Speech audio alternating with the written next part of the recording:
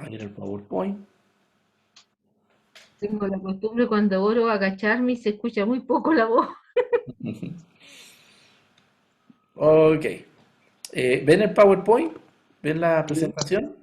sí, Sí, Muy bien, genial. Bueno, estuvimos viendo la clase pasada el tema relacionado con la ética, ¿ya?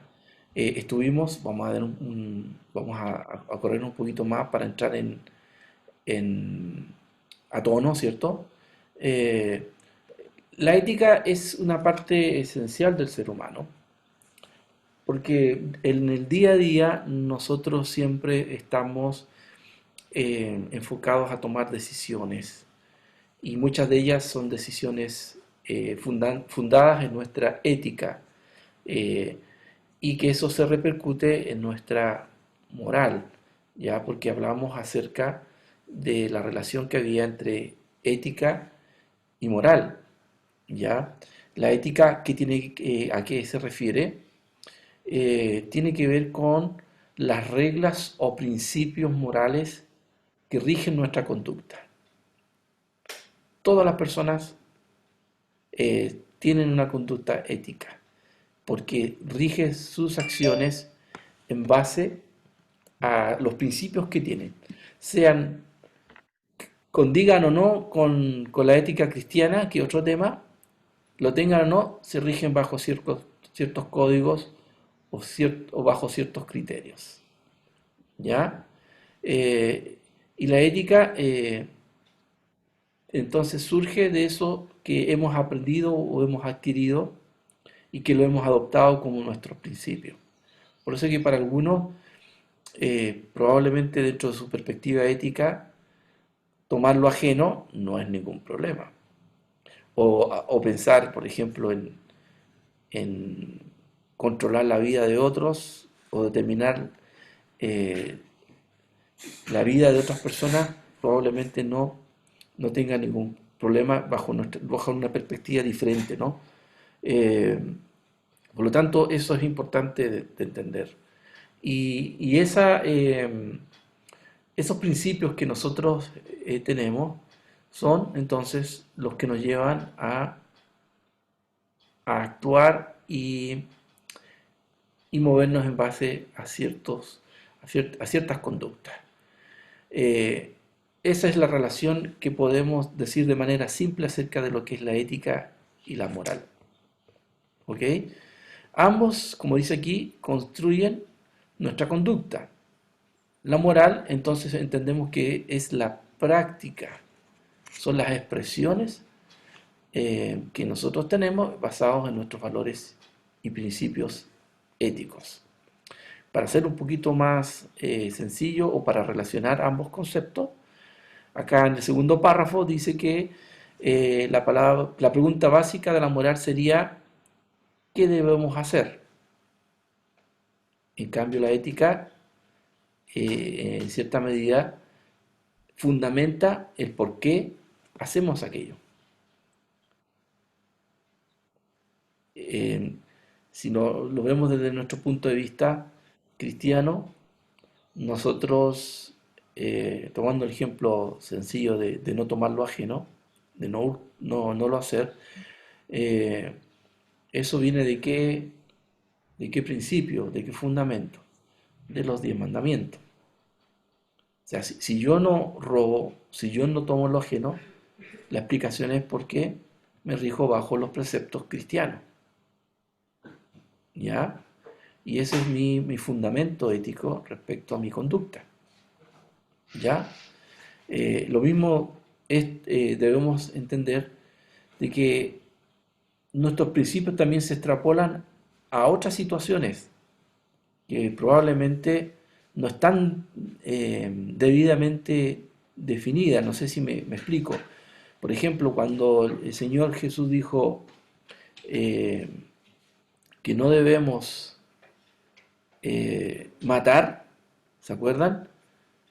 Nosotros en la manera más simple diríamos que no debemos quitarle la vida a alguien. Pero Jesús extiende mucho más allá la idea básica de decir yo no debo quitarle la vida a una persona.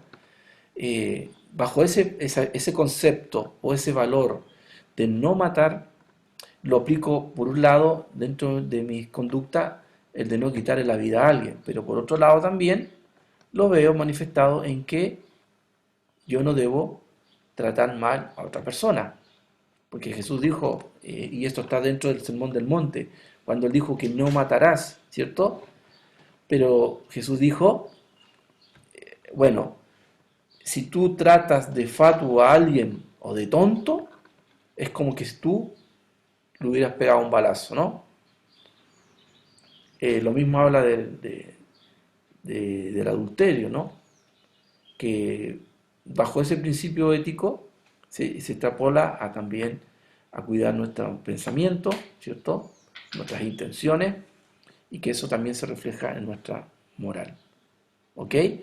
Eso todo se repercute en nuestra relación social que tenemos. Fíjense ustedes que esto es importante porque las sociedades se rigen en base a sus principios. Y por eso que las culturas también son diferentes unas de otras, porque en muchos casos sus principios éticos o consensuados o que en cierta medida rigen una sociedad están determinados de una u otra manera. ¿Ok? A esta altura, eh, muchos países, aunque esto va, seamos sinceros también, va poco a poco cambiando, se regían bajo los principios judeocristianos. Nuestras leyes, nuestra constitución y los principios fundamentales están sustentados en los principios judeocristianos. Algo que en el tiempo, si ustedes se dan cuenta, están sujetos a cambios. Y eso es lo que probablemente vamos a ver también con la famosa reforma a la Constitución, donde aparentemente, ¿cierto?, dependiendo de los resultados de la votación, se va a establecer una nueva Constitución. De foja cero, o sea, una nueva Constitución, o reformar o la que ya está con el objetivo de representar a este país. Y ahí indudablemente que se van a ver plasmados los principios que hoy por hoy nos rigen. Y que si ustedes se han dado cuenta, cada vez se están haciendo mucho más seculares. Y cuando hablamos de secular o de secularización, me refiero a que estamos dejando de lado los principios cristianos que en un tiempo la sociedad se manejaba, ¿no? Nuestro país o Latinoamérica esencialmente tiene un trasfondo cristiano, aunque cristiano católico, a diferencia de Europa, que tiene una influencia más protestante. Y entre paréntesis, ustedes notarán la gran diferencia que hay también. Fíjense ustedes que no tuvimos quizás la ventaja de no haber recibido un trasfondo más protestante, sino que católico, y que conllevó entonces a nuestra sociedad que hoy está presente en nuestra América. ¿Okay? Esos son algunos ejemplos respecto a la importancia de la ética. Y nosotros como cristianos tenemos fundamentos cristianos que nos rigen y que debemos conocer, por un lado. Saber de que estamos en este mundo, pero no nos movemos o no nos regimos conforme a lo que este mundo profesa o cree. ¿Ya? Y eso nos lleva entonces a entender de que nuestras vidas y la iglesia en sí debe mantenerse bajo los preceptos que la rigen y que están plasmadas en las escrituras. Ya hace un contraste esto con respecto a lo que hoy muchas veces vemos en nuestra sociedad. Y como cristianos de estos tiempos, siempre nos vamos a ver confrontados a tener que tomar decisiones éticas y que no necesariamente condicen con la gran mayoría. Y ese es un gran desafío que hoy tenemos. Fíjense ustedes que por el hecho de regirnos bajo nuestros preceptos cristianos, en muchos casos no caemos bien o en cierta medida desentonamos o destenimos un poco porque no practicamos lo que la gran mayoría hace, ¿no? Y ese es un gran desafío para los cristianos de hoy. Aunque siempre en la historia los cristianos siempre han estado allí un poco como desentonados, por decirlo así, en relación a la gran mayoría. Pero ahí está la gracia también, ahí está el Evangelio, que nosotros vivimos una fe en este mundo y ese vivir conforme a los principios de Dios también son un gran testimonio y una gran demostración de lo que nosotros creemos. De ahí la importancia de ser consecuentes con nuestros principios. Si hablamos de amor, si hablamos de perdón, si hablamos de ayudar al necesitado, que eso se viva y se muestre en nuestra vida cotidiana, que no tan solo se debe reducir a las actividades de la iglesia, ¿no? Como que nos portamos bien o hacemos buenas obras cuando estamos en la iglesia o cumpliendo actividades de la iglesia, ¿no? O sea, somos buenas personas cuando se hace una actividad de compasión o somos evangelizadores o evangelistas cuando programamos una campaña y vamos a entregar tratados y se reduce a eso, cuando la verdad es que día a día nosotros tenemos que ser reflejo de Cristo en nuestras vidas, ¿ya? A eso es lo que apunta esta unidad, el hecho de entender entonces que los valores que nos rigen en muchos casos van a estar en contra de lo que hoy se cree, se practica. Nuestros principios cristianos están allí plasmados desde que el cristianismo surge. Piensen ustedes que la iglesia, como ya habíamos hablado en la unidad anterior, se fundó con Cristo, pero sus bases son tomadas también de lo que el pueblo hebreo recibió de parte de Dios.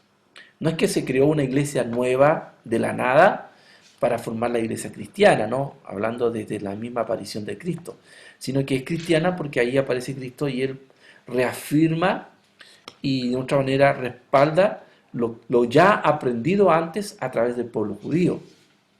Es decir, que la primera iglesia primitiva, la primera iglesia cristiana, fue, fíjense ustedes, conformada esencialmente por judíos. Y ellos mantuvieron su fe, ellos mantuvieron los preceptos, ahora con la diferencia de que ellos estaban viviendo lo que ya habían aprendido. Y eso hacía una gran diferencia, fíjense ustedes. Es decir, que con la venida de Cristo, lo que ocurre en las personas es que Cristo, de otra manera, acaba con el gran problema del ser humano que es el pecado. Lo ataca de fondo, de raíz. Por un lado, el pueblo estaba acostumbrado solamente a recibir el perdón de sus culpas, es decir, cometíamos una infracción, el Señor íbamos ante Dios, una ofrenda, y nuestra culpa y nuestra pena jurídica, por decirlo así, se iba, ¿no? Es como que yo pagaba la multa, pero yo seguía siendo el mismo, era un reincidente, estaba allí permanentemente cayendo y tropezando con la misma piedra. Pero Cristo, a través de la cruz y a través de la obra del Espíritu Santo, ahora eso cambia, porque ahora somos capacitados, ¿para qué? Como dice la palabra de Dios, para buenas obras. Fíjense ustedes, o sea, la obra de Cristo no tan solo está para expiar pecados, sino que también para poder hacer una transformación interna, de llenarnos de su presencia, de quitar y tratar el problema del pecado innato. Acuérdense usted que el pecado está expresado de dos maneras, ¿no es así? El pecado innato y el pecado adquirido, que es el que tiene que ver con mis actos que yo realizo y que eso me llevan a infringir la ley. Pero el pecado innato es en cierta medida la tendencia a pecar. Y eso, ahora, posterior a la venida de Cristo, tenemos tratamiento, si ustedes se fijan. Por lo tanto, todas esas demandas que estaban establecidas en los mandamientos de Moisés siguen vigentes. No podemos decir que con Cristo ya no nos regimos bajo la ley, eso hay que entenderlo bien, porque anteriormente el pueblo de Israel lo que pensaba era que se salvaba a través del cumplimiento de la ley. Pero Cristo, que pagó el precio, eh, hace posible que a través de la relación que tenemos con Él, a través de su perdón, podamos vivir una relación plena con Él y ser capaces de no infringir las leyes de Dios por amor a Dios, producto de esa relación profunda con Dios. ¿Se entiende? O sea, el orden de las cosas cambia.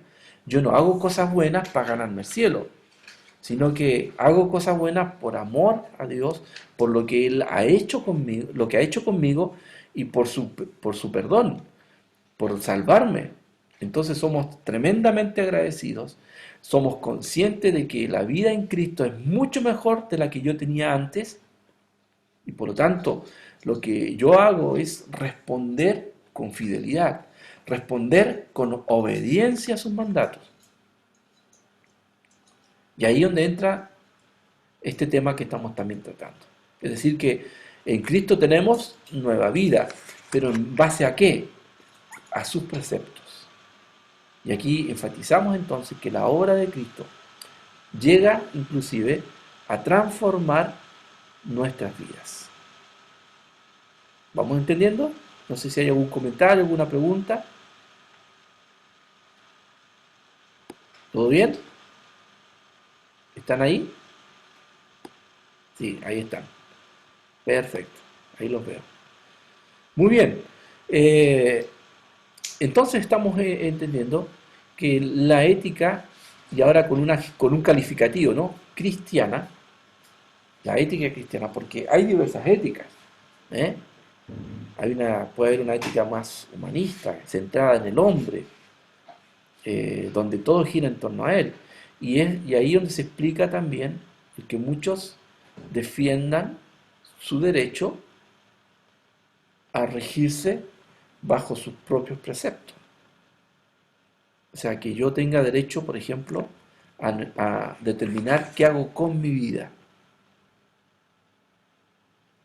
Y ahí es donde estamos en conflicto, hoy por hoy, la ética cristiana versus la ética humanista, que ¿cierto? Nos confronta y que de otra manera trata de derribar esos principios que nos han regido por mucho tiempo. Porque siguiendo el orden de las cosas, lo primero que llegó a nuestra sociedad, hablando de nosotros, contemporáneos, hemos sido influenciados por la ley judeo-cristiana. ¿No es así? Esas han sido nuestras normas éticas. Pero eso se quiere volcar, se quiere sacar. Y se quiere en el derecho de yo tomar la decisión que yo quiera o manejar mi vida, eh, quiero sacar todos aquellos esos principios éticos cristianos que por algunos argumentan son represivos, que me coartan mi libertad, que no me dejan vivir conforme a lo que yo quiero. Y por ese lado, probablemente siendo bien equitativo, claro, cada persona tiene derecho a vivir como quiere. Pero el problema es que se impone por el resto de la gente. Si ustedes se dan cuenta, hoy un grupo minoritario quiere imponer sus intereses y su concepción de la vida por sobre las demás, aprovechando nuestra indiferencia, aprovechando que somos ciudadanos desinformados, aprovechando que no nos gusta la política y con esa idea no nos involucramos y finalmente los pocos deciden por los muchos. Y es lo que ha pasado, ¿no es así? Pastor, Sí, con respecto a lo que usted menciona, yo ya he estado hablando con mi familia sobre lo que viene ahora del plebiscito, ajá, del apruebo y desapruebo o rechazo, y efectivamente uno no tiene como bien claro si dice apruebo. Yo creo que, yo por lo que he visto un poco, no sé si será tan bueno porque ahí van a empezar a aparecer todo lo que dice usted ahora, pues, todos estos grupos minoritarios que cada uno quiere hacer, imponer un poco lo de ellos. Entonces va a ser un caos. Yo creo, pastor, no sé qué piensa usted. Bueno, hay que informarse, la verdad. Yo no les voy a decir lo que ustedes tienen que hacer porque eso es una decisión muy personal y creo que como iglesia también, al menos la iglesia Nazareno, no tratamos de imponer alguna línea definida, ¿no? Ustedes se habrán dado cuenta de eso, a diferencia de otra iglesia donde por ahí todos se alinean a un mismo pensamiento. La iglesia cristiana está haciendo lo suyo y ustedes han visto por ahí cómo las iglesias están de otra manera planteando una postura, aunque no digo que no hay una sola, ojo, no por ser evangélicos todos están pensando igual, ¿ok? Y hay que entender el contexto también. Creo que en ese sentido nuestra responsabilidad ahora como cristianos es informarnos bien, entender en qué consiste todo esto, porque tiene sus pros y sus contra ambas tendencias. O sea, el apruebo o el rechazo se mueven en razón a ciertos principios preestablecidos. Por un lado, el rechazo, que tiene que ver con establecer de que la constitución que hoy nos rige no amerita ser desarmada completamente, sino que reformada en lo que ya está. ¿Ok? Y que ahí probablemente ahí hay un debate, ¿no? ¿Producto de qué? De la desigualdad social, producto de qué? De los conflictos que hoy se han estado viendo y se han manifestado, y que de otra manera la gente está de otra manera expresando también disconformidad en muchos aspectos que quizás no estaría de más decirlo porque estamos conscientes de que estamos hablando, ¿no? Del proceso político, económico y social que estamos viviendo y que en muchos casos conscientemente estamos claros de que hay desigualdad, que hay diferencias, de que faltan muchas otras cosas, etcétera, etcétera. O sea, ¿necesitamos un cambio? Sí, en eso creo que no hay discusión. No creo que alguien quiera decir, no, estamos felices y quedémonos con lo que está y no hagamos ningún cambio. Versus el apruebo, que tiene la línea de partir de foja cero. O sea, partamos de cero. Y ahí se va a formar un comité, no lo tengo muy claro todavía, pero va a ser representativo y van a postular personas para poder determinar eso. Pero el rechazo no significa, tengo entendido, negarse a cualquier reforma. O sea, se van a hacer cambios de igual manera, a pesar del rechazo, porque eso no significa un no rotundo a cualquier reforma. ¿Ok? Y en eso, bueno, tenemos que informarnos y ver realmente qué es lo que vendrá. Y así que estamos todos esperando la propaganda que se viene ya pronto, porque es lo que vamos a ver ahora a través de televisión, ¿no? Igual que en las campañas políticas, ahí va a haber, ¿cómo le dicen? Tiempo para el apruebo y el rechazo, y ahí tendremos que informarnos y en ese caso estar muy, muy informados, hermanos. Tenemos que hacerlo a conciencia. ¿Que hay riesgos? Sí. En ambos, probablemente sí. Más que uno, otro, sí, puede ser. Pero hagámoslo informado, porque eso quita cualquier miedo y cualquier postura que a veces, insisto, eh, se maneja en base al miedo, ¿no? O al caos total, o que, o que puede decir que no hay que hacer nada, porque finalmente cualquier cambio nos puede llevar a algún extremo total. Pero fíjense ustedes, hermanos, que algo que tenemos que entender como cristianos, y esto ya es una postura más personal, es que las leyes no van a hacer cambiar al país. Las leyes no van a hacer que este país sea mejor. ¿A qué me refiero con eso? Porque aunque tengamos las mejores leyes, las más justas y equitativas, ¿de quién depende que todo eso se cumpla? De las personas. Como se ven los seres humanos. Exactamente. O sea, yo puedo tener una ley que me garantice que a lo mejor a mí no me pueden tocar un pelo, que no me pueden obligar a nada, pero si viene otra persona y quebranta esa ley, hasta ahí llegó.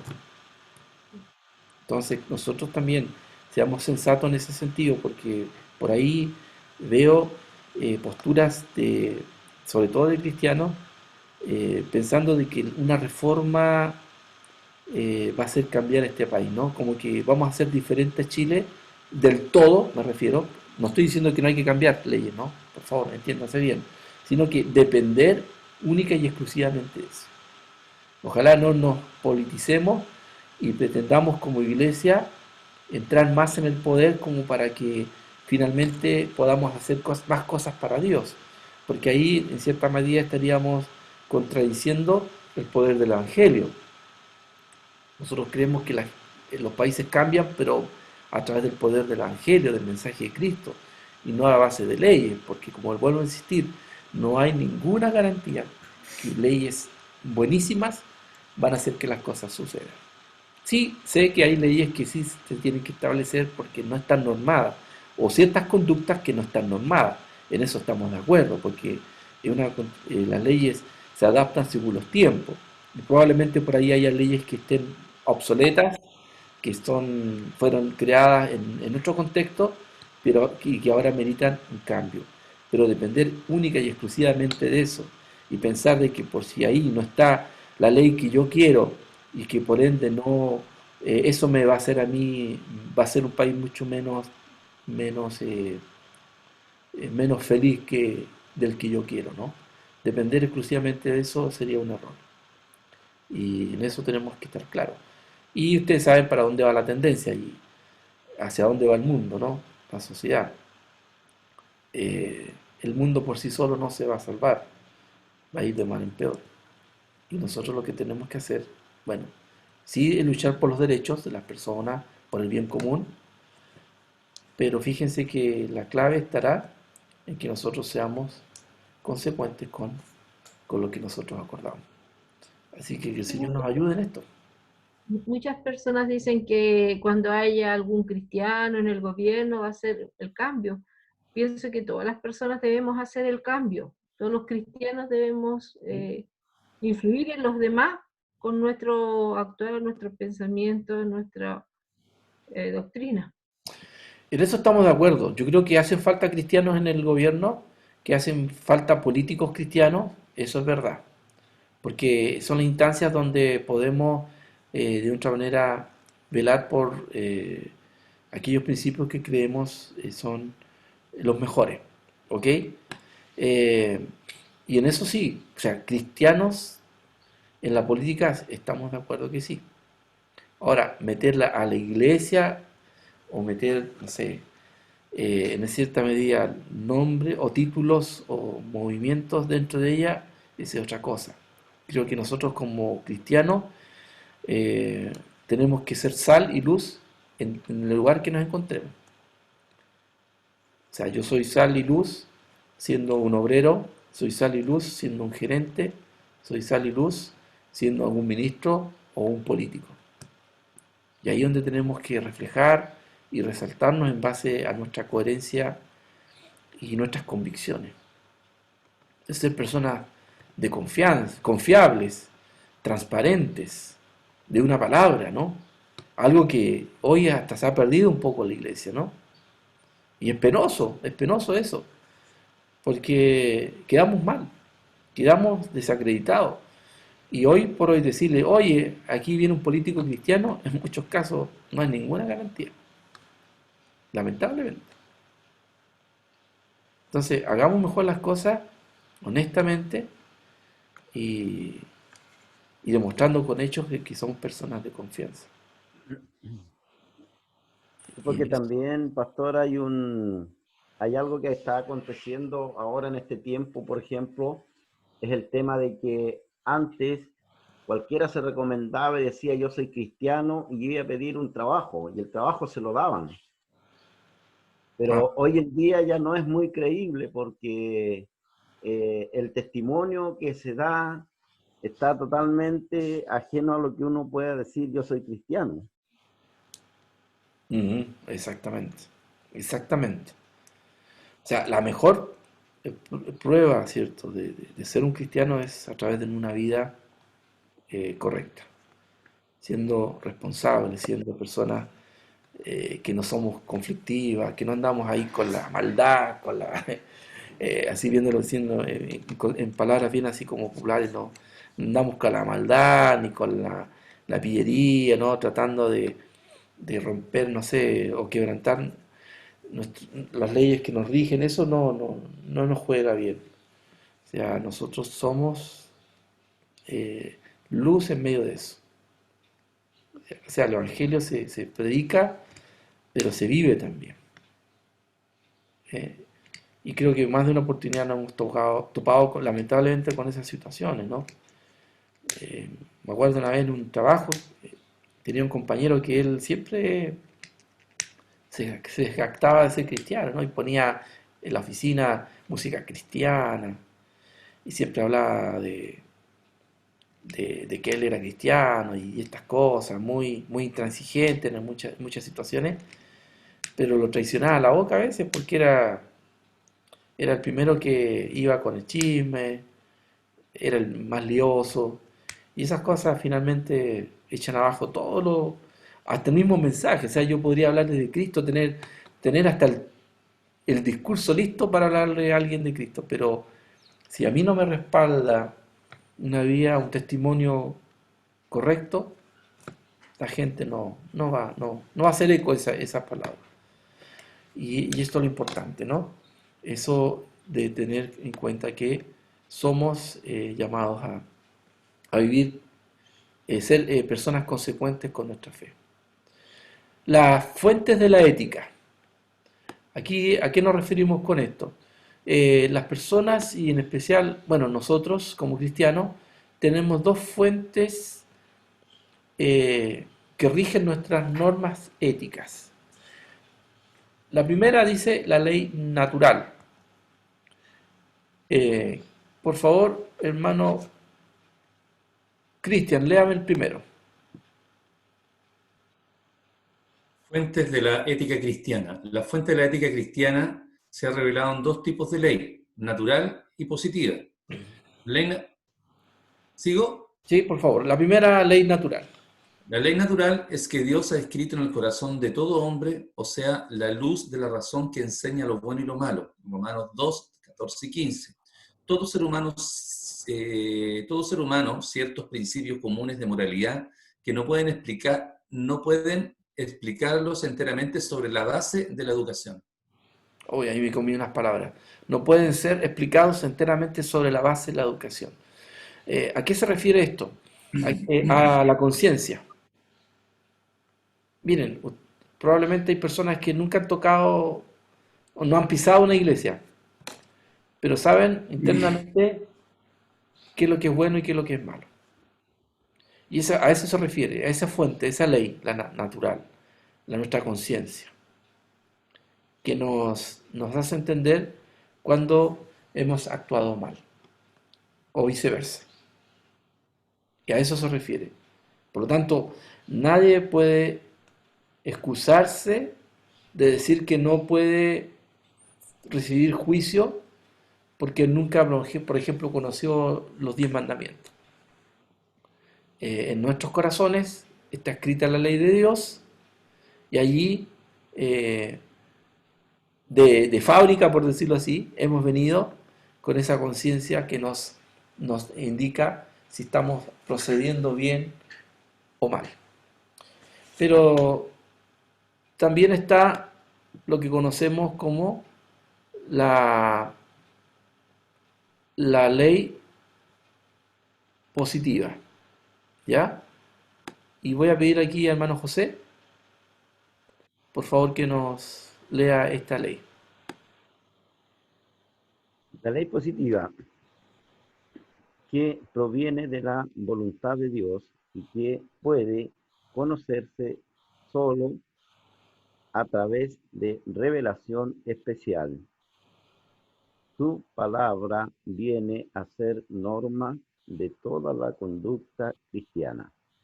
Ok, la ley positiva entonces es la ley revelada de Dios que está en la Escritura, la Biblia. ¿ya? Eso llegó de parte de Dios, nosotros no la deducimos, ¿ok? Dios se encargó de mostrarnos su ley a través de la palabra, ¿cierto? Inspirando a algunos hombres a escribir, y ahí donde hemos visto plasmada la voluntad de Dios para nuestras vidas y para toda la humanidad, en cierta medida, porque la ley de Dios está establecida para que podamos también identificar específicamente, concretamente, qué es lo que Dios espera de nosotros. Y ahí van incluidos cristianos y no cristianos. O sea, no pensemos que alguien que diga, no, es que yo no soy cristiano, las leyes de Moisés no me rigen a mí porque yo no soy cristiano. ¿Ya? Las leyes son universales, la voluntad de Dios es universal y es para toda la humanidad. Y eso nos permite a nosotros decir a las personas de por qué la necesidad de Dios. Y eso debemos dejarlo bien en claro. Nosotros cuando evangelizamos, ¿con qué argumentos vamos? Cuando tú vas a predicarle a alguien de Cristo, ¿cuáles son tus argumentos? O sea, ¿qué le dices tú?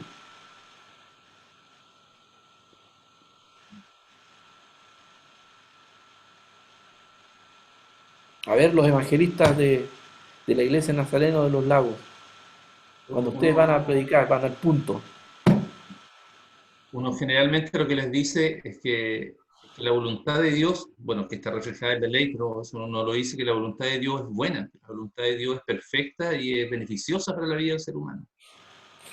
Generalmente uno por ahí también argumenta. ¿Ok? Algo más, hermanos. Ustedes, cuando evangelizan, ¿qué dicen? ¿Cuál es el mensaje? El amor de Dios hacia la humanidad. Eso, el amor de Dios. ¿Ya? ¿Qué más? Hermano José.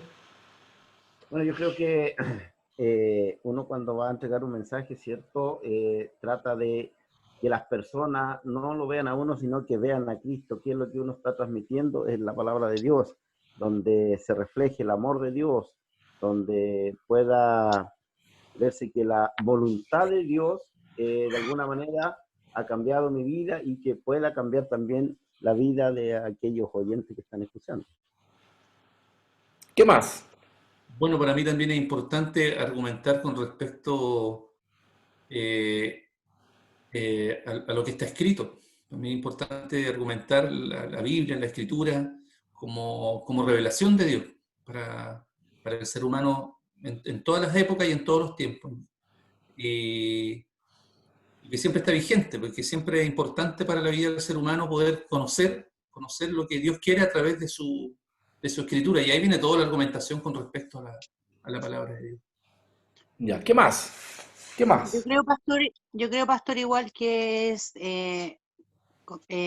poder llevarle una buena noticia, decirle que Dios lo ama y si él se vuelve a sus caminos va a tener igual la vida eterna, que es la salvación.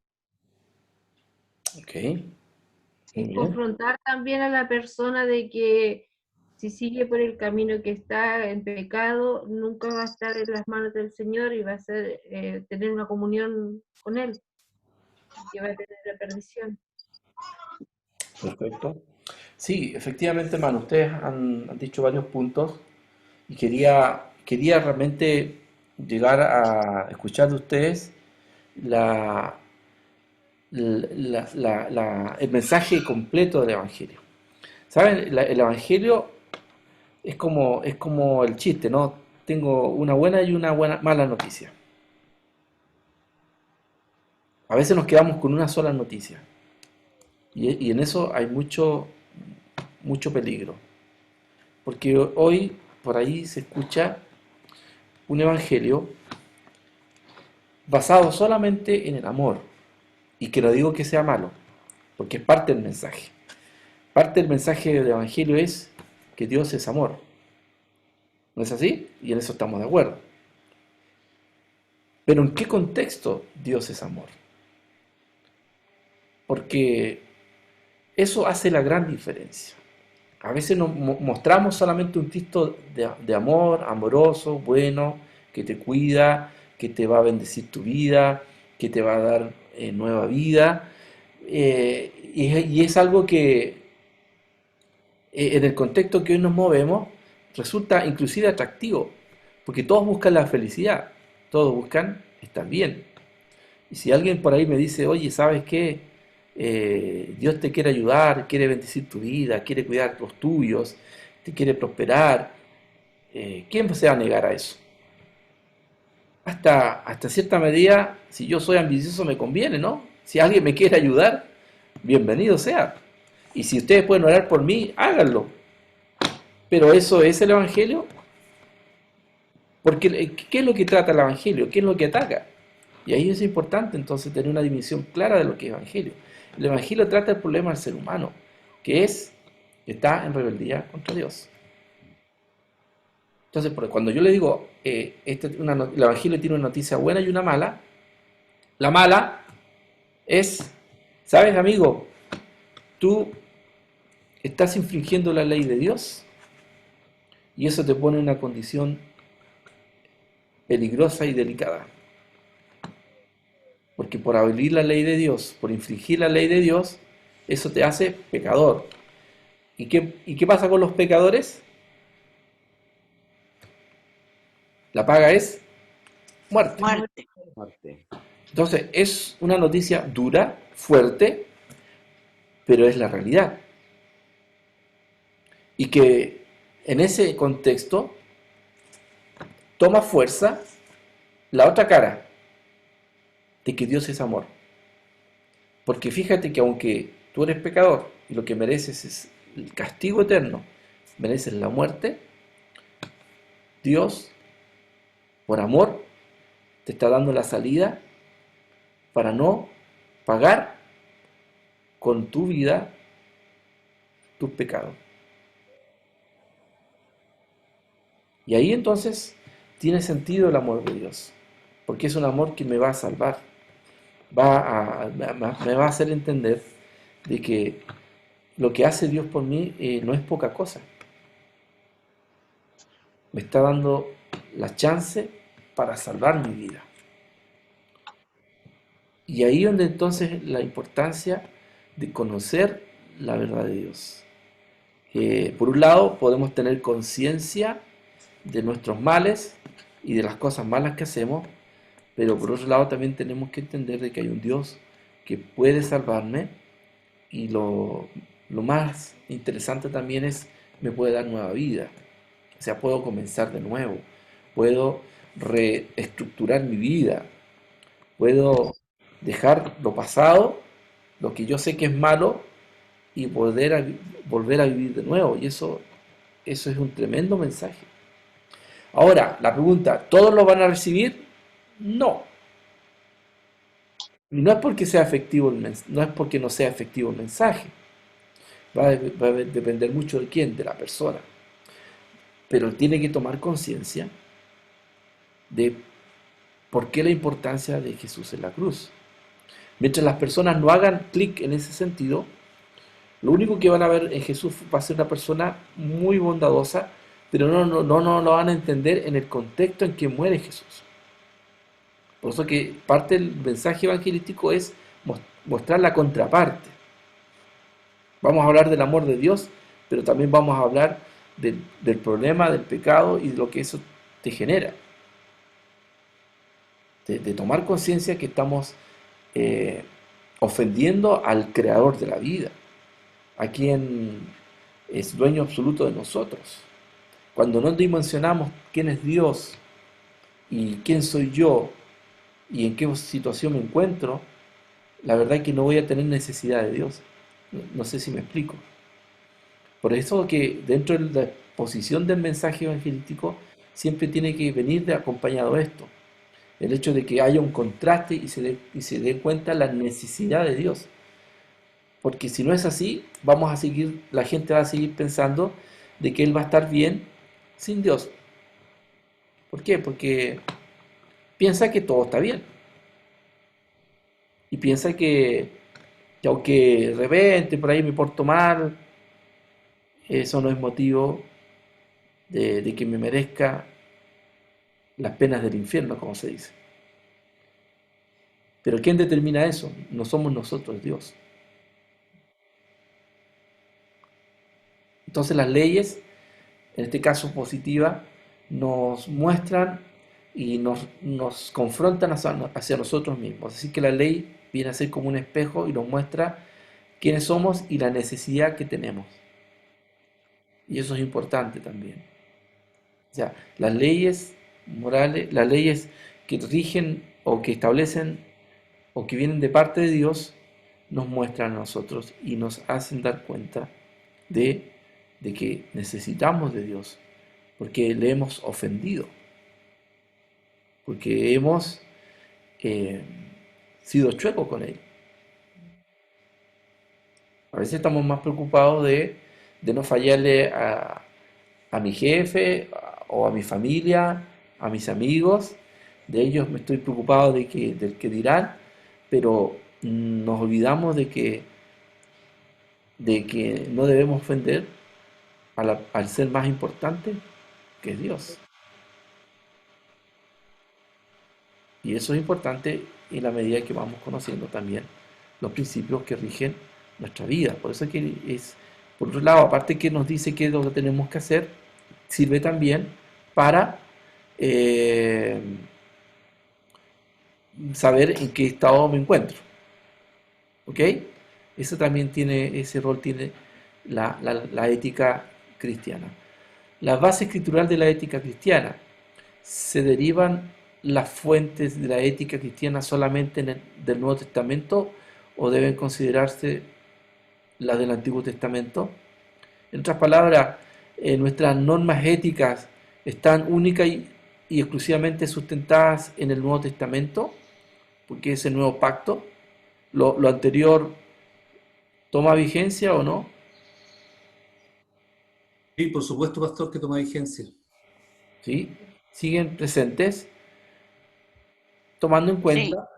Sí, porque Cristo dice que Él no vino a abolir la ley, sino que vino a hacerla cumplir. Exactamente. ¿Qué dice el primer párrafo? Alguien que lo lea, por favor. Se deriva la No. fuente de la ética cristiana solamente del Nuevo Testamento o deben considerarse los escritos del Antiguo Testamento. Siga, por favor, el siguiente párrafo. Hay que indicar que algunas prácticas de naturaleza ceremonial o política fueron abrogadas por pertenecer al régimen mosaico, pero en lo que se refiere a la ley moral de Moisés no fue abrogada. Jesús dejó establecido que él no había venido a abrogar la ley, sino que a cumplirla. Mateo 5, 17 al 19. Muy bien, gracias, hermano. Tenemos que darnos cuenta que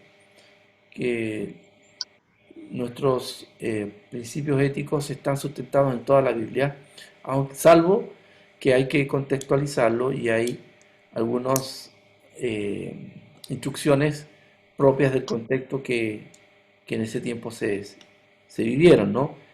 Por ejemplo, la circuncisión, el tema de comer algunas cosas, ¿cierto? Que estaban prohibidas, recordar ciertos días de la semana, o las fiestas religiosas. Nosotros no seguimos las mismas fiestas que el pueblo hebreo, ¿no? Pero eso no nos hace menos hijos de Dios, ya, porque estaban sujetos a un contexto. Pero la esencia misma, el espíritu de la ley se mantiene, sigue todavía. Aquí en el párrafo siguiente dice: ahora bien, la fuente de la obediencia se encuentra en el amor divino. Por ello Jesús dijo: amarás al Señor tu Dios con todo tu corazón. Eso es la ley esencial de todo. Todas las leyes, los 10 mandamientos, fíjense ustedes, están motivadas por el amor. Ya sea por un lado el amor hacia Dios Y por otro lado, el amor hacia quién? El prójimo. Al prójimo. Fíjense que ahí están las dos grandes motivaciones de mis actos. No fallarle a Dios y no fallarle a mi prójimo. Mm. Y ahí estamos cumpliendo la ley de Dios, o las leyes de Dios. Por eso es que fíjense ustedes que los primeros 4 mandamientos están directamente relacionados con Dios y las 6 restantes en mi relación con el prójimo. Porque no hurtar, no codiciar, ¿cierto? Honrar al padre y la madre están relacionados con mi prójimo. Ahí están entonces las dos principales motivaciones de mi obediencia y de lo que rigen mis principios en la vida. Porque puede que haya algo que no esté plasmado en el papel, pero yo sé que lo que hago debe estar sustentado en el amor a Dios y el amor a mi prójimo. Si yo tengo que evaluarme siempre, ¿esto le agrada a Dios? Y por otro lado, ¿esto daña a mi prójimo? Y ahí ya tengo 2 normas o principios que me hacen a mí entonces tomar en cuenta qué es lo que es bueno o qué es lo que es malo. Fíjense ustedes que hay cosas que hoy no están legisladas, pero que mi actitud moral me lleva a hacerlo porque eh, hay principios éticos que me norman en ese sentido. ¿Ok? Hay cosas que están hoy haciéndose presentes, ¿no? Y que uno debe entonces eh, tomar en cuenta qué cosas son correctas o no. Por ejemplo, el uso de las redes sociales. En la Biblia no dice, no hay normas que nos rijan sobre el uso de las redes sociales, pero por principios éticos tú sabes que hay cosas que tú no puedes hacer. Inventar una noticia falsa, por ejemplo. Los comentarios, que pueden ser eh, dañinos para algunas personas. Si ustedes se dan cuenta, ahí es donde entra a correr los principios que a mí me rigen. El siguiente párrafo, si alguien lo puede leer. Por medio, Sí. por medio de Jesús, la vida del cristiano se caracteriza por una libertad gloriosa, la perfecta ley, la de la libertad, en Santiago 1:25, y que Pablo se refiere a ella como la ley del Espíritu de vida en Cristo Jesús, me ha librado de la ley del pecado y de la muerte. Romanos 8:2. Somos librados de la ley del pecado, pero no de la ley de la santidad y de la vida. En otras palabras, se hace lo recto porque quiere hacerlo y no porque es obligado a hacerlo. Muy bien. A eso tenemos que llegar, hermano. Eso es santidad. No hacemos las Porque se cosas quiere, por hacerlas, sino porque, no, o porque queremos. estoy obligada, sino porque lo quiero hacer, porque nace de mí, porque Dios me ha dado tanto amor que me motiva a hacerlo. ¿Sí? El último párrafo dice la motivación básica. ¿Sí? ¿Alguien quiere decir algo? Perdón. ¿No? No, pastor. Ya.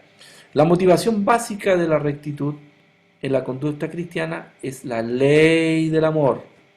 ¿Ven? Aquí estamos eh, sintetizando lo que estamos diciendo, ¿no? La principal ley que nos rige es la del amor. La perfección cristiana es una purificación del corazón de todo lo que es contrario al amor puro. Eso es santidad. Si ustedes quieren resumir qué significa santidad, tendríamos que decir santidad pura. O sea, amor puro. Amor genuino, desinteresado, transparente. Porque no va a querer dañar a Dios ni a su prójimo. Y ahí, ustedes imagínense qué cosas entran ahí. Muchas. Porque lo contrario al amor es el egoísmo. Es decir, cuando actúo pensando solamente en mí. No pienso ni en Dios ni en mi prójimo. Eso ya es, eh, créanme que ya un extremo de todas las cosas. Eso es importante. Siempre están esos dos puntos de equilibrio, ¿no? Porque yo puedo amar a alguien y lo puedo decir, no voy a hacer esto por amor a mi prójimo. Pero inmediatamente tienes que preguntarte, ¿y eso contradice mi amor hacia Dios? Y lo digo, por ejemplo, nosotros que somos padres, ¿no? Y tenemos nuestros hijos. ¿Cómo es nuestro amor hacia Él? Indudablemente que hay un amor especial a ellos, pero es tan incondicional que a veces me hace actuar contra los principios de Dios. O sea, amo tanto a mi hijo, mi hija, que soy capaz de fallarle a Dios. Ese es un amor incorrecto. Y eso, ahí vemos un ejemplo de los cuidados que debemos tener. Pastor, Sí, hoy yo tengo una pregunta que no sé muy bien cómo poder explicarla, o sea, cómo puedes preguntarla, pero bueno, igual inténtelo. vamos a intentarlo. Igual, por ejemplo, uno puede ver personas en la vida secular, personas que no son cristianas, y uno puede decir, ¿cierto?, que ellos actúan bajo el egoísmo, ellos actúan realmente por amor. Por ejemplo, personas que hacen el bien, personas que son buenas, que, no sé, pues trabajan, a ver, en este tiempo, algunos haciendo ollas comunes, ¿cierto?, desde su casa, y que tienen un espíritu de servicio sincero, honesto hacia la comunidad, pero por dentro de sus creencias ellos no tienen a Dios por primero en su vida. Pero sí los mueve un sentimiento profundo de amor hacia las demás personas a hacer ciertas cosas. Y bueno, el tema es que llegando a un punto ellos no son salvos. Ellos no son salvos por sus obras. Uno es salvo por fe. Pero sí también vemos muchos cristianos a lo mejor que durante el transcurso de su vida no han sido buenos cristianos. Y han tenido sus altos, sus bajos, sus pecados, a veces pecados que no son bien vistos ante la comunidad, pero pasan los años y a lo mejor esa persona sí va a ser salva. Entonces, a mí de repente la salvación, o sea, no es que yo tenga la duda, sino que en qué está basada, solamente en la fe en Jesús y las obras, ¿dónde las dejamos? Por ejemplo, en el caso el caso del ladrón, por ejemplo, que hizo lo malo durante toda su vida y llegó a un punto en la cruz en donde le dijo, sí, Señor, ¿qué hace? ¿Por qué le dice al otro, increpa al otro ladrón, ¿cierto? Y le dice, ¿qué tienes con él? Si él ha sido una buena persona, y él le pide que lo acepte, que salve su vida, y él le dice, ciertamente estarás conmigo hoy día en el paraíso, en ese momento. Entonces, igual, a veces uno, porque la teología de la santidad es con respecto a toda una vida de santidad, pero por supuesto que también hay bajos, hay momentos que son complicados para la vida del cristiano, hay momentos que no son fáciles, y que a veces la vida del cristiano no es tan recta como una persona, a veces que... Y ese es el cuestionamiento muchas veces que la gente le hace al cristianismo. Que el cristiano, claro, dice, tú eres salvo independientemente de todo lo que tú haces, dicen. Porque tú tienes a Jesús que te perdona. Y perdona tus pecados y puedes seguir avanzando y puedes seguir hacia adelante. Entonces, a mí, no sé si logré bien hacer la pregunta o no, pero igual hay una especie de cuestionamiento ahí que en relación a esto mismo, porque igual se le exige al cristiano tener una vida intachable, digamos, una vida así, pero impecable, diciendo que no es así. No es así. Siempre la vida del cristiano tiene sus altos y tiene sus momentos complicados y difíciles. Sí, eso es una pregunta, hermano, muy, muy recurrente, no es nada que no podamos haber pensado o escuchado. Creo que más de una oportunidad nos hemos preguntado lo mismo en algún momento, ¿no? De decir, bueno, ¿cómo calza sobre todo nuestra doctrina, la de santidad, versus lo que muchos otros cristianos viven o piensan, ¿no? Porque tenemos que ser claros, dentro del mundo cristiano o evangélico, para ser explícito, no todos piensan de la misma manera. Inclusive el tema de la salvación, inclusive el tema de la vida cristiana y la vida de santidad. Y ahí donde ahí están los dos polos que están en conflicto, ¿no? El calvinismo y el arminianismo, y hablar de que si se pierde o no la salvación, si somos siempre hijos de Dios o no somos hijos de Dios, eh, debemos mantenernos bajo los preceptos de Dios, o podemos tener cierto relajo en el sentido de que somos hijos de Dios, entonces nada nos separará nadie nos arrebatará, ¿cierto?, de las manos de Dios, ¿cierto? Pastor, porque Sí. la doctrina de la santidad igual o sea, como igual en el papel, o sea, yo igual soy nazareno, pero igual a veces uno, ¿cierto? Uno, en Ujú. estos cursos de No, no, estudio, sí, por favor, no hay problema. en la teología de la santidad igual es como cuando uno lee los 10 mandamientos, o sea, son pero perfectos, perfectos, muy buenos, pero en la práctica muchas veces en donde erramos y pone y pone un escalón así bien, bien alto. Entonces, como que el nazareno siempre vivimos con sentido de culpa. Por todo, Ujú. no, si esto no lo puedo hacer.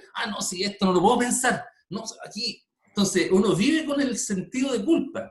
Por todo, ya sea hasta por lo más mínimo, hasta por lo más mínimo, hasta porque de repente no saluda al vecino, uno se siente culpable.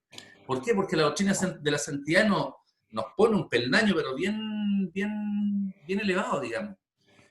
Bien elevado. Sí, sí, no, yo lo entiendo, hermano. Porque De uno vive con hecho, el temor, las personas viven con el temor hay muchos que viven, yo he conversado con algunos, a veces con el temor de la salvación, podría ser salvo o no iría a ser salvo, entonces ahí, uno siempre en el limbo, ahí en el nazareno, digamos, en general. como que todos los días te tiene que No hablo por todos, jugar su salvación. claro, no hablo por todos. Y sí, eso es, como le digo, hermano, es muy recurrente, y a veces también viene de no haber comprendido en toda su dimensión a qué nos referimos con santidad, y sobre todo cuando se usa el término perfección cristiana, que por ahí uno dice, wow, qué palabra, ¿no? Perfección cristiana. Llegaremos a ser perfectos. Y bueno, todo tiene que ver también con comprender a qué se refiere, ¿no? Probablemente la palabra podría quizás ser más adaptada, porque la perfección no se compara en base a lo que Dios llega a ser, porque Dios es infalible. En cambio, nosotros, mientras estemos en esta naturaleza humana, estamos en desventaja. ¿Por qué? Porque entran a jugar otros factores muy humanos que pueden incidir también en nuestra vida espiritual. Y me refiero que nosotros, por vivir en esta naturaleza humana, en este cuerpo, nos cansamos. ¿No es así? Eh, y por ende, en algunos casos, no estamos tan atentos o despiertos como quisiéramos estar. Eh, Porque tenemos ciertas limitancias para ver las cosas. No todos no vemos de la misma manera como ve Dios las cosas. Nos podemos equivocar en ese sentido, ¿ya? Pero ordenando un poquito la idea, hermano, es importante saber que, por un lado, de que nosotros como hijos de Dios, lo que recibimos de primera mano cuando nos arrepentimos es su perdón. ¿No es así? Hemos recibido ese beneficio de quitarnos las penas que debíamos pagar por todas las infracciones a nuestra ley, a la ley de Dios. Y ahí caen todos, inclusive los no cristianos, porque como usted me mencionó, hay personas que son, uno dice, oye, personas como ella deberíamos tener en la iglesia, ¿no? Porque se portan mucho mejor que los que están dentro de la iglesia. Son buenos vecinos, son colaboradores, son buenos, tienen linda familia, buenos hijos, y uno dice, wow, parece que ellos no necesitan de Dios. Pero en el fondo siempre hay algo que ahí va a estar pendiente, porque una cosa es lo que vemos y otra cosa son nuestras intenciones, las intenciones del corazón. Y ahí, rotundamente, muchas personas que aunque moralmente se vean aceptables y ejemplares, hay algo que están pendientes y es que en alguna situación sí han fallado. Bajo la perspectiva de Dios, por eso que todos somos pecadores. ¿Por qué? En la misma comparación de la palabra, porque no hay cosa, o sea, hay algo en la vida nos hemos equivocado. Probablemente ahora ya adultos, quizás no éramos tan revoltosos cuando éramos muchachos, que pasábamos de maldad en maldad y travesura, qué sé yo, y uno dice, hoy yo cuando joven era tan revoltoso y ahora ya el tiempo no me permite serlo, entonces como que alguien se hizo bueno con el tiempo. Pero fíjense que cuando no nos ponemos a cuenta con Dios de todo lo anterior, estamos en deuda.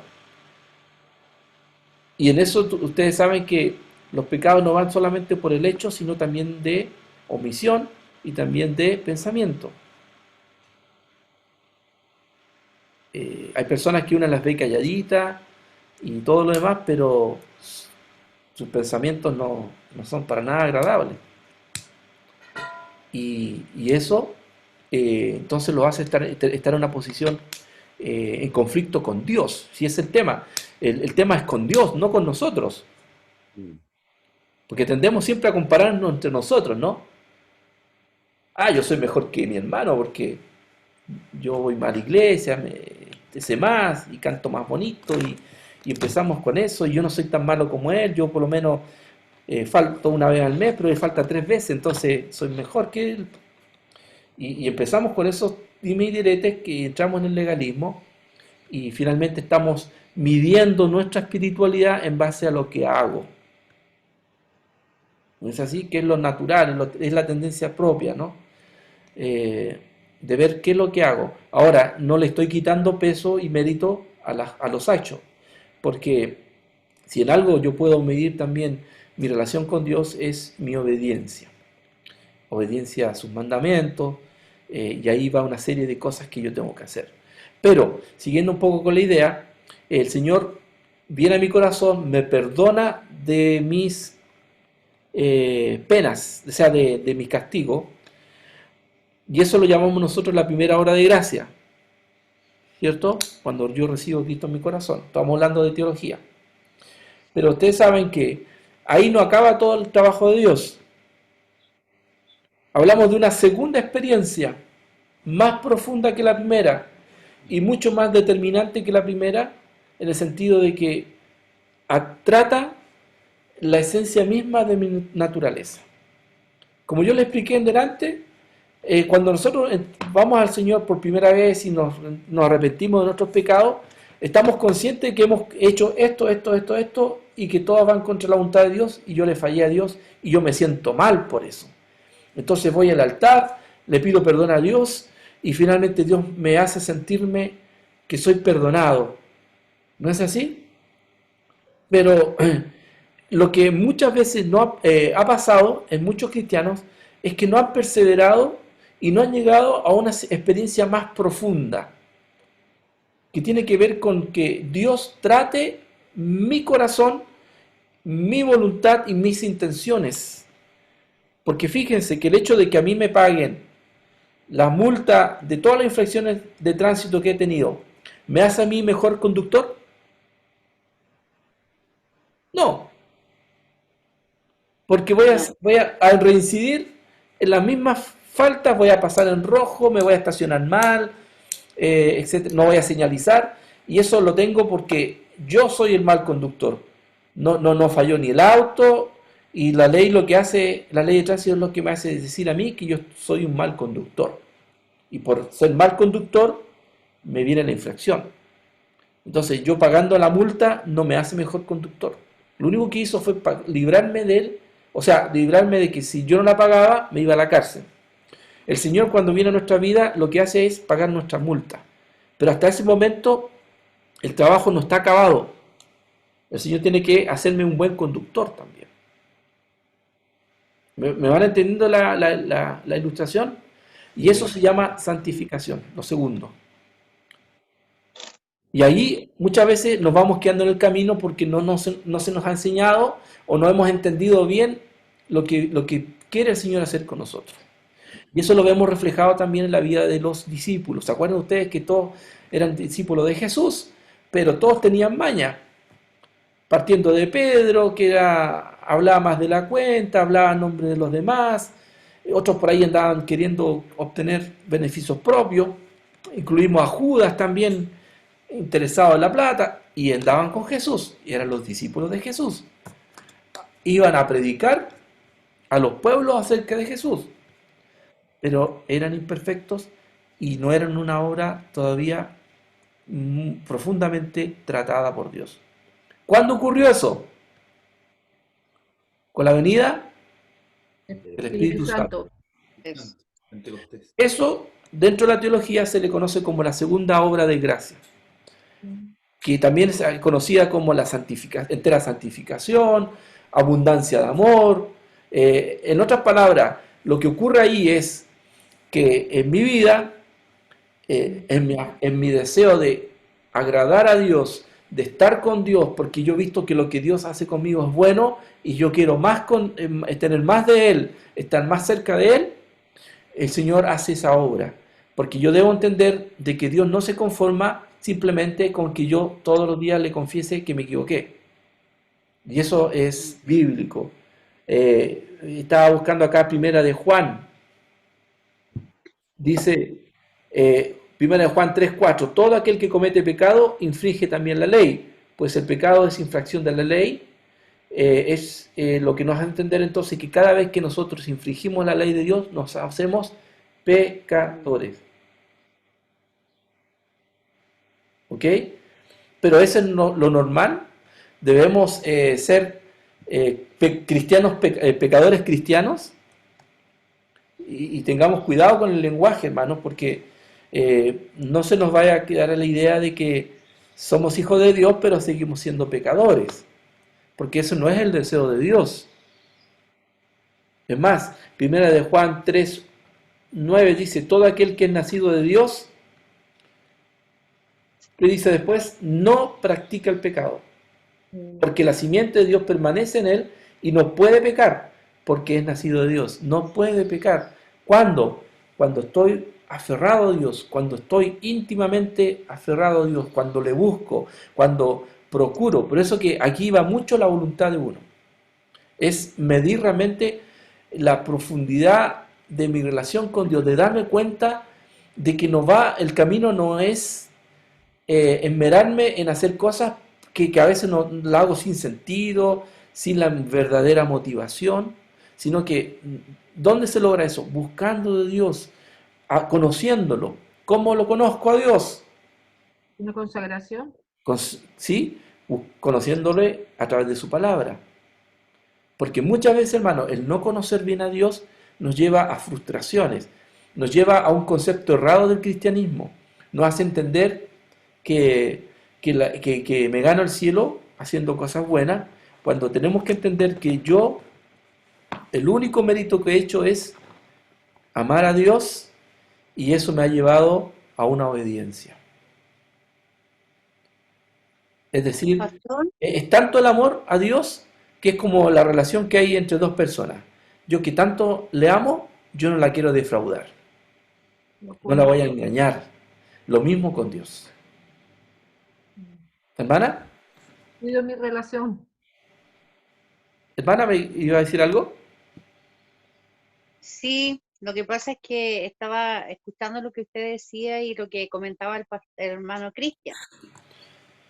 Ajá. Entonces, eso quiere decir que si en esos momentos que nosotros como cristianos fallamos o pasamos situaciones difíciles porque nuestra conexión con el Señor no está tan firme, no es como tan unida.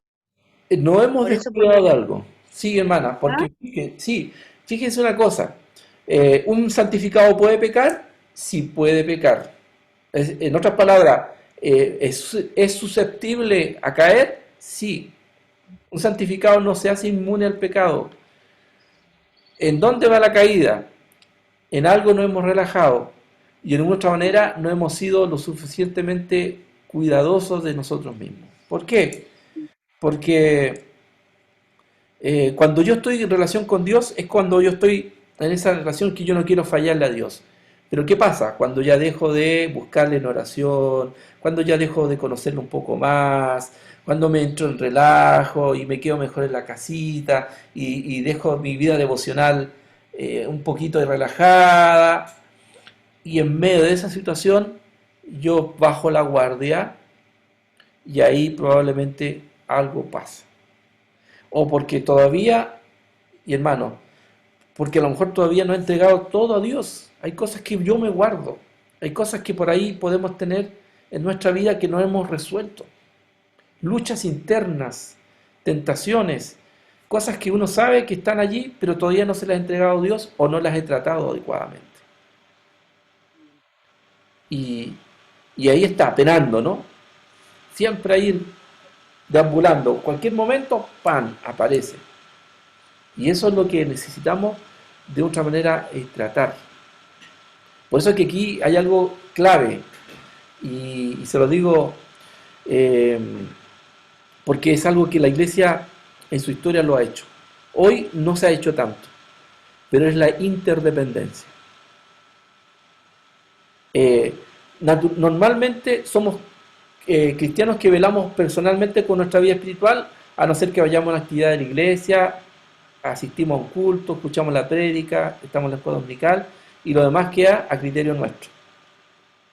Pero saben, iglesias que finalmente alcanzan un mejor nivel espiritual son aquellas que son interdependientes.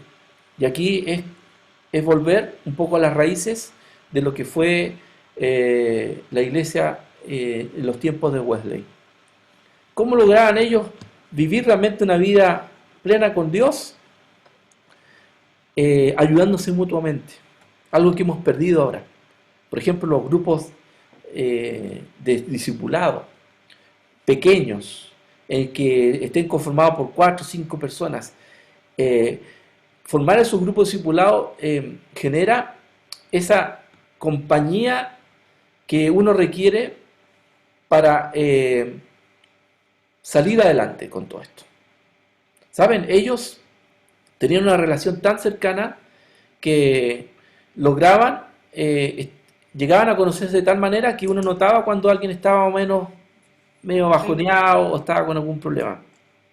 Porque semana a semana se juntaban, no todos los días, obviamente, pero se podían, tenían circunstancias para compartir, para decir, hermano, saben que estoy en lucha, estoy en conflicto, saben, estoy pasando por esta situación. Y eso ayudaba entonces a que juntos orasen y estuvieran pendientes del otro hermano o hermana para poder apoyarse. Eso creo que hoy, eso nos hace falta en este tiempo. De no decir, ya, yo mostrar una careta de cristiano y por dentro a veces estoy con luchas, estoy pasando situaciones que pueden bajar mi ánimo espiritual. Si yo creo que los problemas que hoy estamos viviendo, el problema de la plata, la enfermedad misma, nos afectan, somos personas humanas y las emociones nos afectan. ¿No es así? Y eso nos pueden hacer que humanamente queramos marginarnos de todo, pensando que estamos haciendo lo mejor, ¿no? Pero esa automarginación finalmente es más peligrosa que cuando yo estoy con alguien que me diga, oye hermano, vamos, yo te animo, oremos. Y eso de verdad que a uno lo fortalece. Eso creo que es lo que hoy tenemos que recuperar como iglesia. Pastor, yo una vez le conversaba con el pastor Polonio y yo le hice la pregunta, ¿cuál es la diferencia de un cristiano brasileño a un cristiano chileno? ¿Cuál es la diferencia que él veía? Bueno, él decía que en Brasil los cristianos o las personas que él ha conocido, inclusive hasta los ministros, que en relación al pecado, por ejemplo, ellos, y alguien muchas veces le tocó vivir que si un ministro, por ejemplo, alguien, o un líder más que nada de la iglesia de repente pecaba, él iba a donde él decía, pastor Polonia, ¿sabe qué? Me pasó esto, caí en esto, nada. Entonces oraban por él, entraba un proceso de restauración y lo tiraban para arriba de nuevo. Pero aquí dice que los cristianos chilenos son muy hipócritas. Sí, Inclusive lo a veces, valoro mucho. claro, entonces dice que guardan mucho de repente pecan, ¡pum!, lo guardan. Y trabajan al Señor nomás, entonces no son capaces de, a veces pueden están predicando, uno lo puede ver, de repente están en las noticias haciendo ciertas cosas, y igual ellos no son, si mientras no lo pillan, no confiesa su error, Sí, mientras no exactamente. lo pillan. Entonces, ¿por qué? A lo mejor por temor, a lo mejor por vergüenza, o entrar a un proceso de restauración, de salir adelante. Entonces, yo creo que a los chilenos nos falta eso. O a veces nosotros mismos nos escandalizamos, y, oye, el hermano pecó, oh, eso no es el hermano pecó, pero ¿cómo es el hermano? ¿Cómo cayó en eso? Entonces, uno mismo hace que porque el pecado claro, hay que luchar contra él. Nosotros Sí. toda nuestra vida hemos tenido nuestras luchas y tenemos que, pero a veces el contexto de cómo somos los chilenos no impide al cristiano poder abrirse, poder decir, ¿sabe qué? En realidad, hermano, me pasa esto, y esto es lo que tengo que cambiar en mi vida, de una forma natural, sino que nosotros mismos como chilenos tenemos como una visión bien particular con respecto a los problemas de nuestros propios hermanos. Mm. Exactamente, ahí está el ejemplo claro, hermano. Si no vivimos victoria es porque todavía estamos con luchas personales que no hemos resuelto. Y a veces la sinceridad, la falta de sinceridad nos juega en contra. O sea, es mejor decir, hermano, sabéis que no estoy en condiciones, necesito ayuda, estoy con luchas interiores. Y cuando hay alguien que te pueda apoyar y eso realmente es una mano amiga que nos ayuda a buscar más de Dios. Eh, y es lo que nos falta, claro, usted tiene razón. A veces vivimos mucho de la apariencia y estamos ahí casi inmaculados, ¿no? Que no se note, que no se nota que estoy mal. Y eso de verdad que no hace bien. Y, y bueno, lo vemos porque cuando somos parte de una comunidad más pequeña, los grupos, por ejemplo, estos clanes que le decía Wesley, era tal la interdependencia que yo en cierta medida le debía rendición de cuenta en cierta medida a mi hermano. Algo que hoy sería casi, me imagino, casi escandaloso, ¿no? ¿Cómo yo hablar si yo lo único que le cuento a mi pastor y eso, cuando se me da la gana? Yo pienso, pastor, que también es mucho el orgullo de la persona. Nosotros los chilenos somos muy orgullosos y también es el hecho de que como seres humanos de repente somos muy copuchentos, se puede decir, porque si alguien me cuenta un problema, puede encontrárselo a otra persona. Falta un poco más de, ¿cómo se puede decir? Más secreto profesional, entre comillas. O sea, si yo te lo cuento a ti, es porque te lo estoy contando para que tú me ayudes, pero no para que vayas y lo cuentes a los demás. Entonces eso mismo nos cuesta hacernos, nos cuesta abrirnos a los demás, porque dice uno, ay, pero si le cuento a este hermano y este hermano capaz que se lo cuenta al otro y empieza a pasarse por toda la iglesia. Entonces yo pienso que quizá en John Wesley en ese tiempo eran como personas responsables del otro, sin poder contar a otros, no tener una cosa más, no sé, ¿me doy a explicar algo? Sí, no, está lo cierto, hermana, porque eso es lo que a veces no permite estos grupos, porque hay miedo a tener que confesar, hay miedo a que se propague, no sé, algo que yo quise contar, y claro, eso tiene que lograrse dentro de un grupo que genere cierta Madurez, madurez, madurez. pero, pero las ventajas son más que las desventajas, créanme, y que eso ayuda mucho. porque si no está eso, podemos caer en esa hipocresía, como dice el hermano Cristian, que aparentemente está todo bien, pero en el fondo estamos luchando todavía y no tenemos victoria porque ha faltado allí ese apoyo. Inclusive el hecho de rendirle cuenta a otros hermanos me obliga a mí también a ser mejor, porque yo no voy a estar teniendo que estar contando todas las veces que tropiezo con la misma piedra, ¿no? O sea, ahí también hay de parte de esa comunidad o ese grupo la necesidad de decirte, no, pues, hermano, un consejo.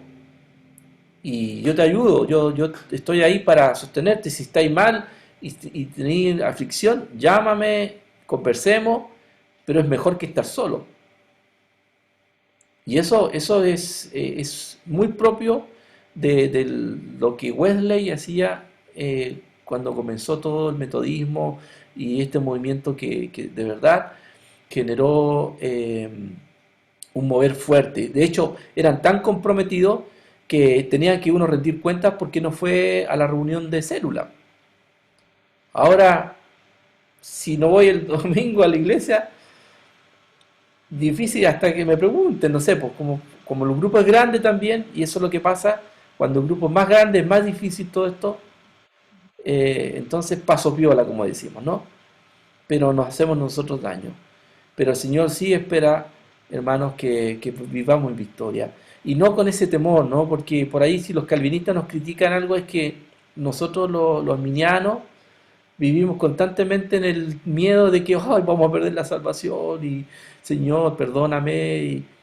Y eso está muy lejos de la realidad cuando no entendemos bien que, que el Señor está para darme victoria eh, y para poder restaurarme, hermanos. Y ahora pensemos eso. Si hemos caído, levantémonos, seamos sinceros, seamos humildes. Y es mejor que estar viviendo una vida de hipocresía. No hay mejor cosa que levantarse, sacudirse y seguir adelante y pedirle ayuda a quien corresponda para yo seguir adelante. Porque eso es mejor que tener una iglesia de doble estándar. Porque va a ser una iglesia fría y uno al final después nos explica por qué hay falta de compromiso, hay amor por los demás, que todos somos independientes, cada uno como que se rasca por sí mismo en la vida espiritual y no hay esa comunión y ese deseo de estar ahí pendientes los unos con los otros. Y dejemos de lado ese tema, esa crítica, seamos sinceros mejor y vivamos permanentemente a cuentas con Dios y con nuestros hermanos. ¿Ah? Yo Que creo, no,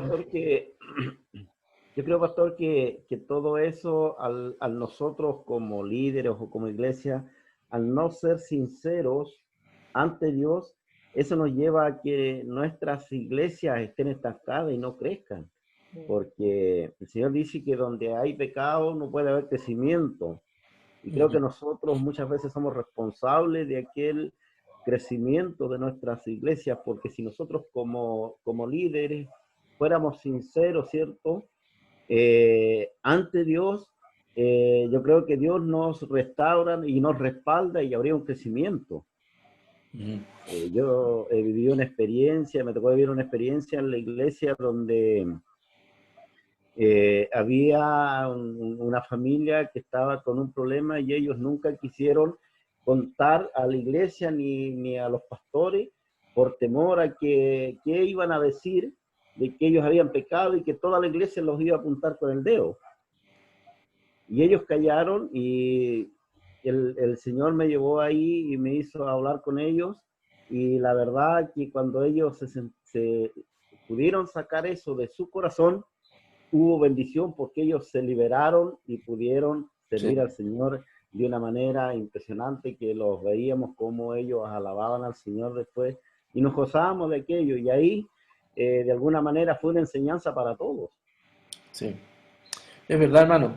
Y estemos, hermano, pendientes de eso, porque como usted dice, bueno, donde hay pecado, indudablemente no hay no hay bendición, no hay crecimiento y muchas otras cosas. Pero tampoco andemos pensando ahí que quién hizo el pecado, qué pecado capital cometiste, ¿no? Porque a veces buscamos los pecados más grandes, pero muchas veces el egoísmo ya es un pecado. Mm. Y cuando no hay amor, hay pecado. ¿En qué sentido? Que el pecado se refleja en qué? En que yo soy una persona egoísta. A veces tenemos gente en la iglesia que está pensando en sí mismo. Entonces no piensa en la iglesia, no piensa en la misión de la iglesia. Y ahí hay pecado, porque está ocupado en otras cosas. Entonces sus afanes en otras cosas le hacen también perder el amor que debe tener también con su prójimo. Entonces estamos hablando de pecado igual. O sea, pecado es todo aquello que no, es no hacer la voluntad de Dios. Y si Dios me dice ama a tu prójimo, dale atención, dale tiempo, da de lo que yo te doy, y yo no estoy haciendo eso, hay pecado. Si no estamos, no pensemos solamente en los pecados capitales, como yo le digo, ¿no? Los grandes pecados, no. El hecho de no ser el hecho de ser egoísta ya me hace estar en desventaja. Entonces, es importante que podamos, ojalá, tener comunidades transparentes, sinceras, que nos permitan y nos den esa oportunidad, ese espacio, porque indudablemente cuando no se dan esas instancias donde uno pueda llegar, decir y restaurarse, y no le dan el espacio para restaurarse, es peor. Mejor me guardo para mí nomás y ¿cómo se llama? Yo vivo mi propio peregrinaje, ¿no? Y yo mismo me autocastigo y después le dice, hermano, ¿y qué pasa? No, hermano, no pasa nada, estoy bien. Después dice, oh, hermano, no te veo tan participativo, no. Y saben porque están mal. Y están como viviendo su autodisciplina. Pero nadie lo entiende, po.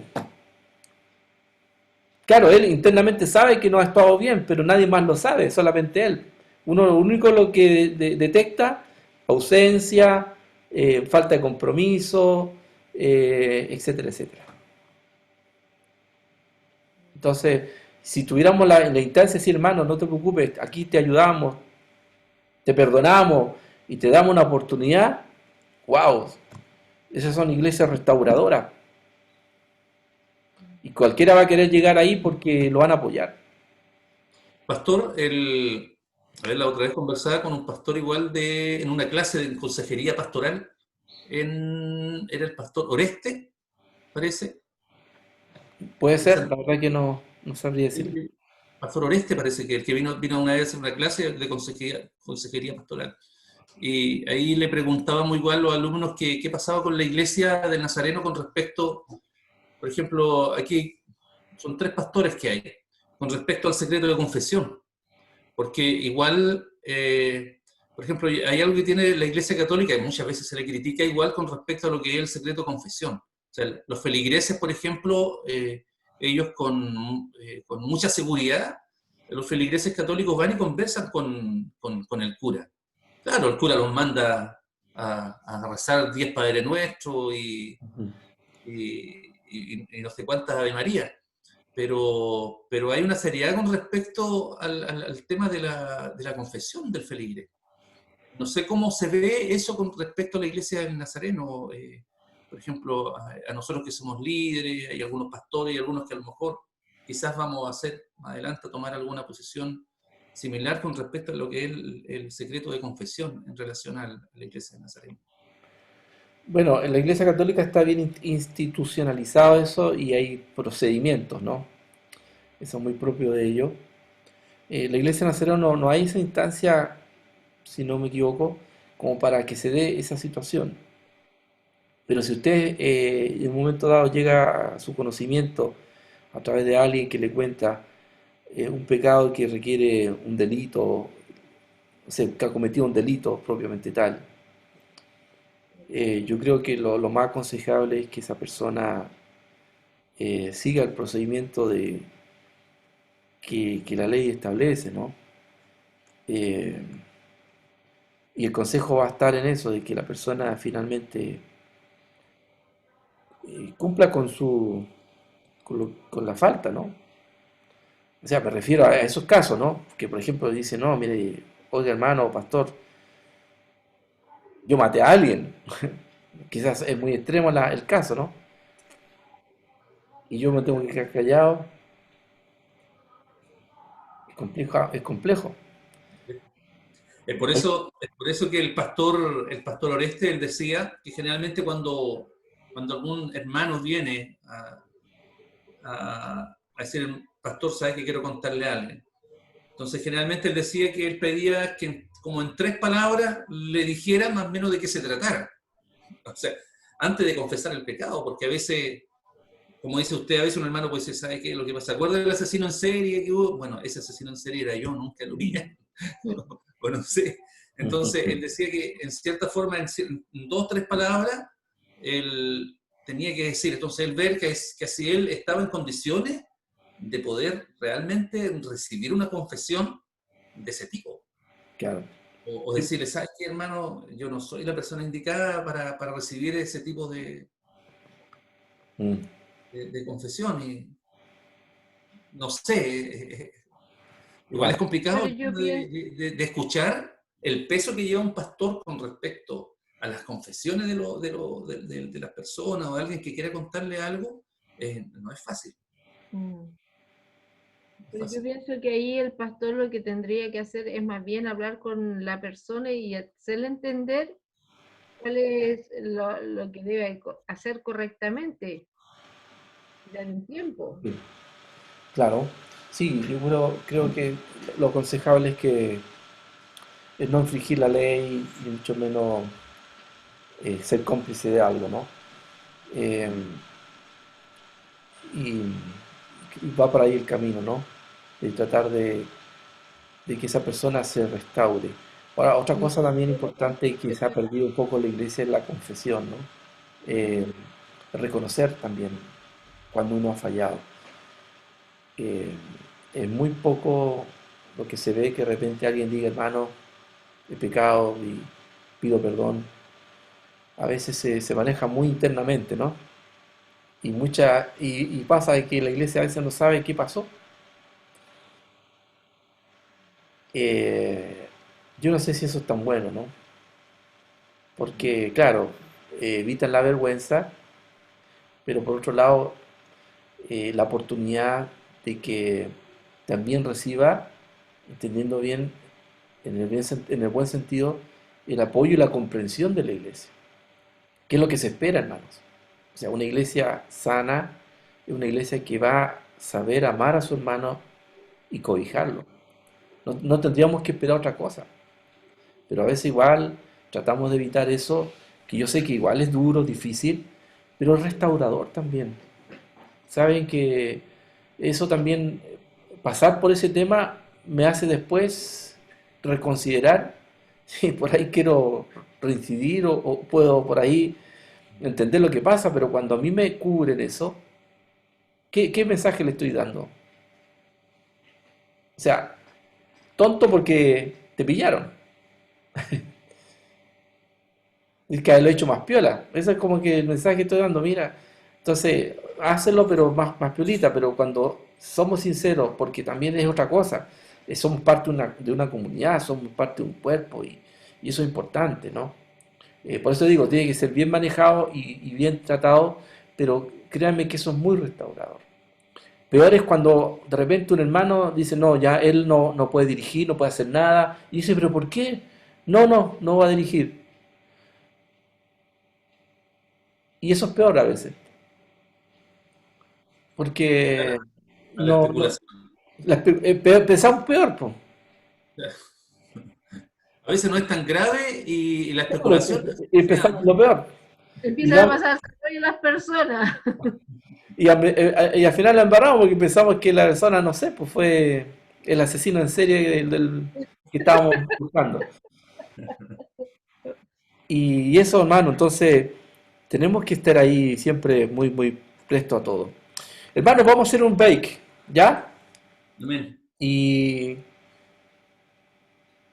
bueno, vamos a... Son las 11:15, van a ser 11:40. ¿Les parece? Sí, Para preparar el café, porque yo necesito un café, tengo que ir a prepararlo todavía. ¿Ya? Ya, pastor. 11:40, Ok, hermano. Pastor, ok. Sí, sí, hermano. pastor, Mire, yo voy a tener que ausentarme unos 15 minutos, yo creo que como un cuarto para las 12 por ahí. Ah, pero yo voy a hacer una prueba ahora. Ya, No, no, vaya hermano, ahí no hay problema. ya, que en todo caso va a ser aquí cerquita, así que no hay problema. Ya, ojo, cuando llegue el hermano, vamos a hacer la pausa para ver lo de la tarea, del comentario de la lectura. Ya. Acuérdense, ese del arminianismo. Sí. Eh, Pastor, y lo otro, sabe que yo como le comentaba, no soy muy bueno, estoy recién comenzando con esto. Yo envié una foto al WhatsApp del trabajo que tenía que entregar de la semana pasada. No sé si lo envié. Y si se entiende, para poder enviar el otro, si no voy a tener que buscar a alguien que me ayude para hacer el... Sí, hermano, la idea es que pueda usar el Classroom y Mm, subirlo por ahí, porque si va a haber otro curso igual, va a estar usted siempre en desventaja. Así que yo le animo a que trate de aprender y no es difícil. Pero si puede alguien tiene alguien que le ayude ahí directamente, va a ser mejor. Nosotros ya. podríamos explicarle, pero no va a ser lo mismo estando ahí con él, con usted ahí y el computador. No sé Ujú. si habrá algún hermano, algún conocido que le pueda Sí, ayudar. yo sé que en el curso pasado el pastor Jaime él me ayudó un poco, porque yo iba ya al ET y ahí él me ayudaba. Pero Ya, ahora en este yo estoy conectado de acá de mi casa, ¿no? Entonces acá claro. No, tiene que aprender a hacerlo, no que se lo hagan, tiene que hacerlo usted. Y ahí tengo va, que aprender a se va a explicar. ganar. Claro, Ya, y que ya diga, pastor. Pastor Jaime, no me lo haga, enséñeme. Y ahí se No, no, acabó. pero él me está enseñando y él me tira las orejas y el pastor Jaime. Bueno, hermano, Ya, ahí nos arreglamos. muy bien, ¿Ya? ya. Bueno, hermano, entonces a las 11:40. Ok.